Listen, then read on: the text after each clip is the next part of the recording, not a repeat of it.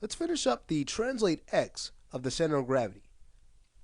Since we just want to focus on the translate X, let's go ahead and hide the character's arms so they won't be of any distraction to us. Okay, so we'll make sure we have the arms and hands hidden. And once we do, we're going to want to see more of a direct back view of the character to make sure that he is staying balanced.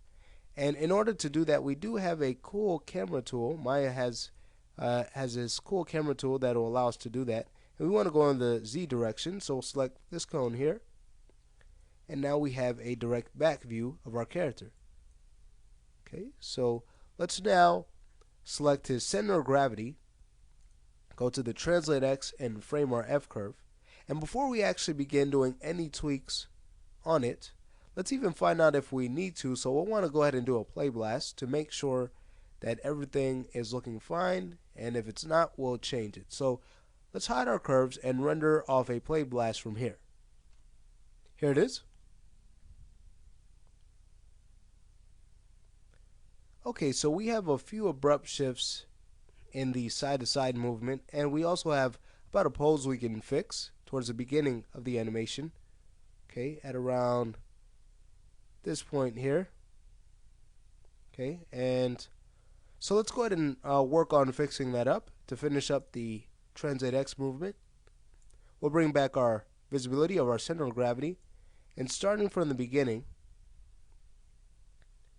let's actually take this key on frame 20 and fix it so that the character is more balanced.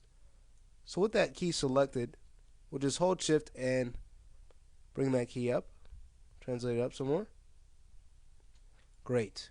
And now what we'll want to do is also fix the tangency on 23 so we get a nice flow. And we'll scrub through to make sure our motion's looking nice. Great. So let's continue from here. Okay. This area was pretty good. And we're getting some abrupt shifts towards the end of the animation. So let's go to frame 85 and fix the tangency to make it flow better, so the animation will also flow. And then let's go to 103, and the character is shifting a little bit too much from frames 100 to 103, so we'll just take this key on 103 and bring it up. Okay, and fix the tangency there to fix the flow. Now with these fixes made, let's do another play blast. Okay, getting a bigger view.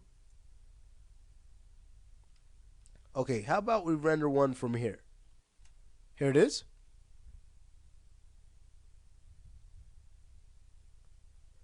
Okay, great. So the upper body, the translate X of it looks much better. And that finishes up the translate X motion of the upper body.